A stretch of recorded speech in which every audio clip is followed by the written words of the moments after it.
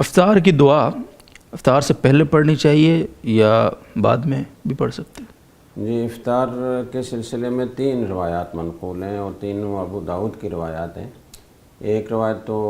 مشہور ہے، اللہم لک صمت وعلی رزقک افطرت۔ اس میں بعض لوگ اضافہ کرتے ہیں، وہ اضافہ ثابت نہیں ہے، جو صحیح حدیث ہے وہ یہ اتنی ہی ہے،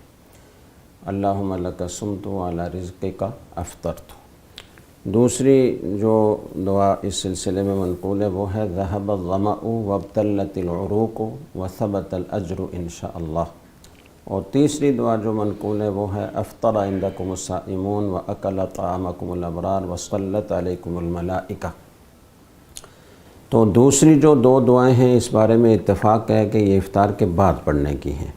ان کا مضمون بھی یہ بتا رہا ہے، ٹھیک، پیاس چلی گئی، رگیں تر ہو گئیں اور اجر انشاءاللہ ثابت ہو گیا، تو ظاہر ہے یہ افطار کے بعد ہی ہوتا ہے۔ اسی طرح افطر عندکم الصائمون، آپ کے پاس روزہ داروں نے افطار کیا، تو یہ بھی افطار کے بعد پڑھنے کی ہے۔ لیکن یہ جو پہلی دعا ہے اس بارے میں دونوں اقوال ہیں۔ جی، بعض علماء یہ فرماتے ہیں کہ اس کے صیغے بھی ماضی کے ہیں، اللہم لک صمت وعلی رزقک افطرت، اے اللہ میں نے آپ کے لیے روزہ رکھا اور آپ کے رزق پر افطار کیا، تو یہ بھی ماضی کا صیغہ ہے، ماقبل کی بات ہے، تو اس سے معلوم ہوتا ہے کہ روزہ افطار کرنے کے بعد یہ دعا پڑھی جائے گی۔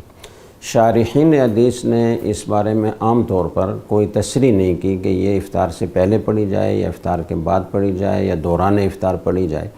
البتہ بعض حنفی شارحین حدیث نے، جس میں ابن الملک رحمہ اللہ تعالیٰ ہیں، ملا علی قاری رحمۃ اللہ علیہ ہیں،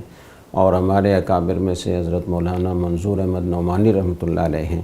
ان حضرات نے لکھا ہے کہ افطار کے بعد پڑھنی چاہیے، اس کے صیغے ماضی کے ہیں، اس کا تقاضا یہ ہے۔ اور دوسرے حضرات یہ کہتے ہیں کہ نہیں، یہ افطار سے پہلے پڑھنی چاہیے، اور وہ یہ کہتے ہیں کہ یہ جو الفاظ آتے ہیں اذا افطر، ان النبی صلی اللہ علیہ وسلم کان اذا افطر یقول اللہم لک صمت وعلی رزقک افطرت، تو یہ اذا افطر اذا اراد الافطار کے معنی میں ہے، اور ماضی کا صیغہ ہمیشہ ماضی کو بیان کرنے کے لیے نہیں ہوتا، بلکہ جو چیز بالکل قریب الوقوع ہوتی ہے، جس کا واقع ہونا یقینی ہوتا ہے، اس کے لیے بھی ماضی کا صیغہ استعمال ہوتا ہے۔ جیسے قد قامت الصلاۃ ہم کہتے ہیں نماز کی تکبیر میں کہ نماز قائم ہو چکی، تحقیق نماز قائم ہو چکی، حالانکہ نماز تو ابھی شروع بھی نہیں ہوئی، وہ تو پڑھنے کے بعد کوئی کہہ سکتا ہے کہ نماز قائم ہو چکی۔ تو اس طرح کے اور بہت بے شمار استعمالات ہیں کہ ماضی کا صیغہ قریب الوقوع اور یقینی امر کے لیے استعمال ہوتا ہے، اس لیے یہ کوئی متعین نہیں ہے کہ وہ ماضی ہی کے معنی میں ہو۔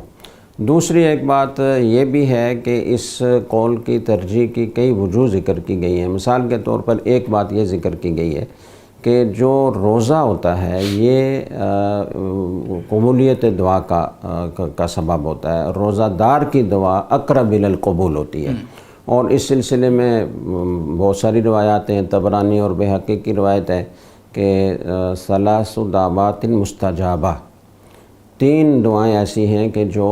قبول ہی ہوتی ہیں، اس میں دعوت الصائم و دعوت المظلوم و دعوت المسافر۔ ایک دوسری روایت ہے اور اس میں یہ کہا گیا کہ ثلاثۃ لا ترد دعوتہم، 3 آدمی ایسے ہیں، یہ ترمذی کی روایت ہے، کہ جن کی دعا رد نہیں ہوتی۔ الصائم حتی یفطر، یعنی روزہ دار افطار تک اس کی دعا قبول ہوتی رہتی ہے، اور والامام العادل، اور اسی طریقے سے دعوت المظلوم۔ تو یہ جو 3 لوگ ہیں ان کی دعا قبول ہوتی ہے، اور ایسی زبردست الفاظ حدیث میں آتے ہیں کہ یرفعہم اللہ فوق الغمام، یرفعہ اللہ فوق الغمام، ان کی دعاؤں کو اللہ تعالیٰ بادلوں سے اوپر لے جاتے ہیں، ویفتح لہ ابواب السماء، آسمان کے دروازے ان کے لیے اللہ تعالیٰ کھول دیتے ہیں، ویقول الرب وعزتی لانصرنک ولو بعد حین، کہ میری عزت کی قسم میں تیری مدد کروں گا اگرچہ کچھ وقت کے بعد ہو۔ تو یہ ایسی زبردست قبولیت دعا کا وقت ہے۔ تو روزے کی حالت میں پھر روزے کے اندر جب آدمی روزہ افطار کرنا شروع کر دیتا ہے تو بعض اوقات آدمی اس میں ایسا مگن ہو جاتا ہے کہ پھر دعا پڑھنا یاد ہی نہیں رہتا، تو اس لیے احتیاط کا تقاضا ہے کہ پہلے پڑھی جائے۔ تیسری ایک بات یہ ہے کہ عام طور پر تعامل امت کا یہی چلا آ رہا ہے کہ یہ دعا روزہ افطار کرنے سے پہلے پڑھی جاتی ہے، تو لیکن بہرحال دونوں قول ہیں اور دونوں کی طرف دلائل بھی موجود ہیں، تو اس لیے روزہ دار چاہے یہ دعا پہلے پڑھے، چاہے درمیان میں پڑھے، چاہے بعد میں پڑھے، سب صورتیں ٹھیک ہیں اور کسی میں کوئی حرج نہیں ہے۔